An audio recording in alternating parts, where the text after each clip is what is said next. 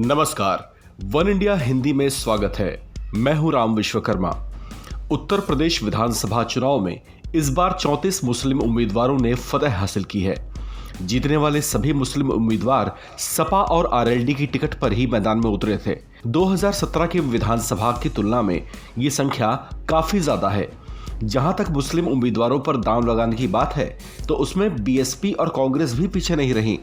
वहीं ओवैसी की पार्टी ने भी मैदान में अपने 100 से ज्यादा मुस्लिम उम्मीदवारों को मुकाबले में उतारा था, लेकिन मुस्लिम वोट बैंक को साथ पाने में सफलता सिर्फ सपा और आरएलडी गठबंधन को ही मिली। इस मुकाबले में अगर बात एनडीए घटक दलों की करें तो बीजेपी के सहयोगी दल अनुप्रिया पटेल की निषाद पार्टी ने स्वार विधानसभा सीट से हैदर अली खान को, जबकि अपना दल ने भी एक सीट से मुस्लिम उम्मीदवार को ही मैदान में उतारा था, लेकिन उसके दोनों ही मुस्लिम उम्मीदवारों को शिकस्त मिली। यूपी के सियासी रण में औंधे मुंह गिरने वाले ओवैसी ने भी अपने मुस्लिम उम्मीदवारों को मिली शिकस्त का आकलन किया है। उनका ऐसा मानना है कि उत्तर प्रदेश में मुस्लिम वोट बैंक बटा हुआ है और वो सपा के लिए ज्यादा आस्थावान रहा। ओवैसी ने अपने एक बयान में यह भी कहा कि यूपी के मुसलमानों को ऐसा लगता है कि जैसे सिर्फ समाजवादी पार्टी ही बीजेपी को हरा सकती है। इसी वजह से यूपी में उनकी पार्टी के पक्ष में मुस्लिम वोट बैंक ने कम ही एतबार किया। हालांकि ओवैसी इस बात को मानने को भी तैयार नहीं दिखे कि प्रदेश में मुसलमानों ने उन्हें पूरी तरह से नजरअंदाज ही किया हो।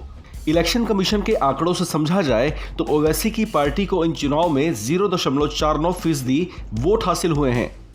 साल 2017 में उत्तर प्रदेश विधानसभा में कुल 24 मुस्लिम विधायक पहुंच पाने में सफल रहे थे, जबकि 2022 की विधानसभा में पिछली बार के मुकाबले इस संख्या में 10 मुस्लिम विधायकों का इजाफा हुआ है। यानी इस विधानसभा में कुल 34 मुस्लिम विधायकों को जगह मिली है। इस मुकाबले में सपा के सहयोगी दल सुहेलदेव भारतीय समाज पार्टी की टिकट पर इन चुनावों में खासे चर्चा में रहे मुख्तार अंसारी के बेटे अब्बास अंसारी ने मऊ से जीत दर्ज की है, तो वहीं आरएलडी की टिकट पर थाना भवन से अशरफ अली, जबकि आरएलडी की टिकट पर गुलाम मोहम्मद ने जीत दर्ज की है। इस चुनावी मुकाबले में एक बात जो निकल करके आई है वो ये है कि अब की बार मुस्लिम वोट बैंक यूपी में बीजेपी से खासा नाराज रहा और इसका फायदा सीधे सीधे सपा और उसके सहयोगी दलों को मिला। इस बार सपा गठबंधन को मुस्लिम समाज ने जिस तरह से दिल खोलकर समर्थन दिया है, उससे न केवल मुस्लिम समुदाय में उसका जनाधार मजबूत हुआ है, बल्कि सदन में उसकी स्थिति भी पिछली बार की तुलना में ज्यादा मजबूत हुई है। इस खबर में फिलहाल इतना ही। बाकी खबरों के लिए बने रहिए वन इंडिया हिंदी के साथ।